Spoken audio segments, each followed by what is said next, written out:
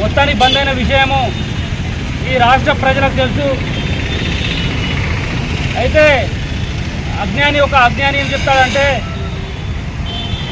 అరే బాబు భారత్ బంద్ ఎక్కడ ఉంది, వాళ్ళ ఇల్లు కూడా బంద్ లేదని అంటాడు. అరే బాబు నువ్వు ఇక్కడ వచ్చి బైన్సార్ చూడు, సర్వే చేయి, మీ వాళ్ళకి పంపించు. బైన్సార్ ఒక నీళ్ళు బొట్టు కూడా దొరకలేదు. బిడ్డ నీ మాటలు జారుతున్నావు. ఏ రోజైనా మేము ఒక వర్గం గురించి మాట్లాడినామా? మేము ఆ వర్గాన్ని కూడా మా తమ్ముడిగా భావించాం.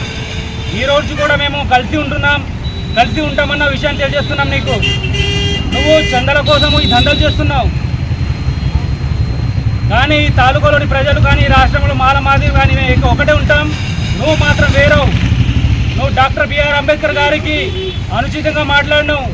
నీ మీద ఈరోజు బట్ట ఉంది, నీకు దొరికే కూడు కూడా డాక్టర్ బిఆర్ అంబేద్కర్ గారు ఇచ్చిన భిక్ష అన్నది మర్చిపోకని తెలియజేస్తున్నాం.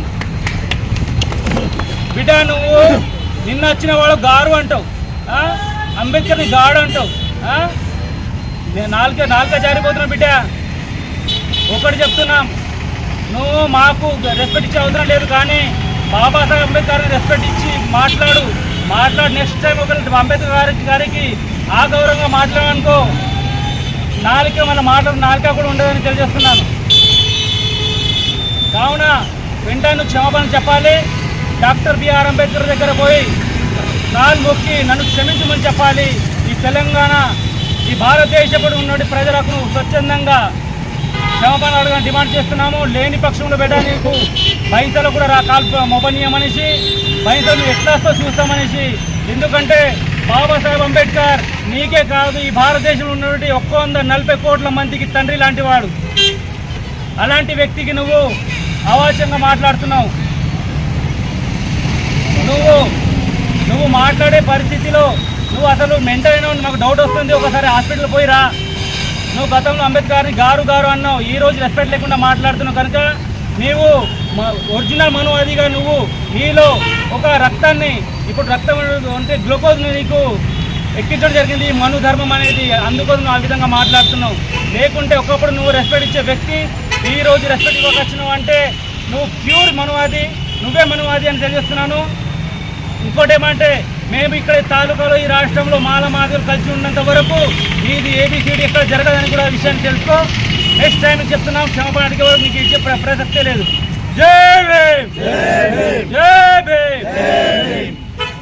ఎస్సీ వర్గీకరణ వ్యతిరేక సమితి వర్ధిల్లాలి.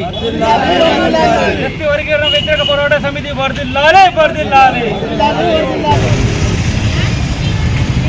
భారత రాజ్యాంగ నిర్మాత డాక్టర్ బాబాసాహెబ్ అంబేద్కర్ గారి యొక్క ఆలోచన విధానానికి ముందుగా వందనాలు తెలియజేస్తూ,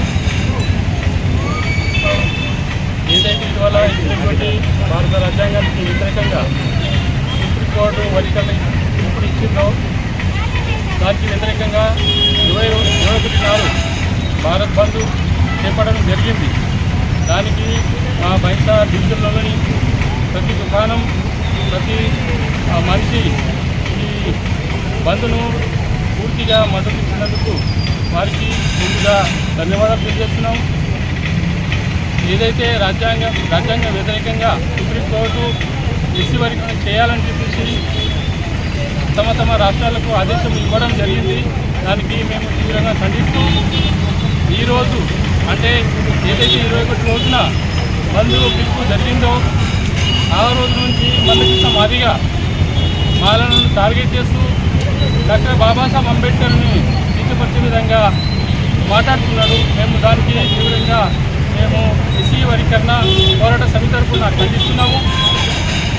ఏదైతే డాక్టర్ బాబాసాహెబ్ అంబేద్కర్ 15% ఎస్సీ వర్గీకరణ ఎస్సీలకు ఇవ్వడం జరిగిందో దానికి సమానంగా బాబాసాహెబ్ అంబేద్కర్ అందరికీ సమాన అధికారం ఇవ్వడం జరిగింది. అయితే దానికి మందకృష్ణ మాదిగా బాబాసాహెబ్ అంబేద్కర్ను ఆడు వీడు అనుకుంటా తీవ్రంగా ఖండిస్తున్నాడు. అంటే మేము మాలమాడు తరఫున మా వర్గీకరణ పోరాట సమితి తరఫున తీవ్రంగా ఖండిస్తున్నాం. జాగ్రత్త, మందకృష్ణ మాదిగా ఇటువంటి వ్యాఖ్యలు పునరుద్ధరణ ఇంకా మాట్లాడితే మేము ఊరుకునే లేదని చెప్పేసి మేము ఈ సభాముఖంగా హెచ్చరిస్తున్నాం. సోదరులు నినాదాలు చేసుకుంటున్నారు. మేము ఎక్కడ కూడా దానికి వ్యతిరేకం చేయలేము.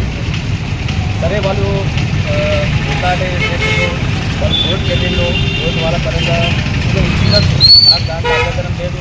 మేము కూడా కోర్టుకు వెళ్తాము. వాళ్ళు ఎట్లా ఫైట్ చేస్తాం, మేము కూడా ఎట్లా ఫైట్ చేసుకుంటాము. ఈ విషయాన్ని పక్కన పెట్టి మందకృష్ణ మాదిగా, అరే మందకృష్ణ ఈ స్థాయి ఏందిరా? నువ్వు ఆఫ్టర్ 10th క్లాస్ పాస్ అయిన వ్యక్తులు మా బాబాసాహెబ్ గారిని అనుచిత వ్యాఖ్యలతో మాట్లాడతాము. బేటా ఖబర్దార్, ఇంకొకసారి బాబాసాహెబ్ గారి అంబేద్కర్ గారిని ఏమైనా మాట్లాడినావా నాలుక కోసేస్తా, మీ పైసా గడ్డ నుంచి వాటిని తీసుకురా బేటా. ఇంకొకసారి నువ్వు మాతోని పోరాడరా. బాబాసాహెబ్ గారు నువ్వు ఏం మాట్లాడుతున్నావురా? నువ్వు మా బాబాసాహెబ్ కాల ధూలు కావు. నువ్వు ఆయనకు అనే నీకు హక్కు లేదురా, నీ స్థాయి కాదని మర్చిపోకు. ఇంకొక విషయం చెప్తున్నాము, మా లక్ష్మణ్ జాడే అని మా యూట్యూబ్ ఛానల్ వ్యక్తి ఉంటారు, చాలా సోదరుడు. ఆయనకు పదే పదే టార్గెట్ చేసుకుంటా ఫోన్లతో మీరు దాడి చేస్తున్నారు కదా. నేను లక్ష్మణ్ జాడే అన్న మీకు ఒకటే మాట చెప్తున్నాం, ఈ భయపడే సమస్య లేదు. ఈ పైసల నుంచి మీకోసం మీకు మొత్తం మాల సమాజం మీకు ఉంటుంది. మీరు భయపడే అవసరం లేదు. ఈ వీడియో మీరు వైరల్ చేసుకోండి, ఏమైనా వేసుకోండి.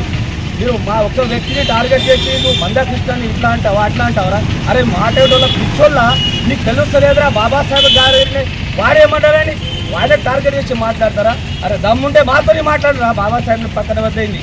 ఖబర్దారు బిడ్డలారా, మా లక్ష్మణ్ గారిని కానీ బాబాసాహెబ్ అంబేద్కర్ గారిని కానీ ఇంకా సారీ ఏమైనా మాట్లాడారా ఇక్కడ నుంచే మొత్తం స్టార్ట్ చేస్తాం. ఇక భీమా కొరేగావ్ సెకండ్ యుద్ధం ఇక్కడ నుంచి స్టార్ట్ చేస్తాం, హెచ్చరిస్తున్నాం. జై భీమ్. समानता चाहता हूँ और अपना बोलकर मैं अपनी वाणी को विराम देता हूँ। नमो बुद्धाय, जय भीम, जय संविधान।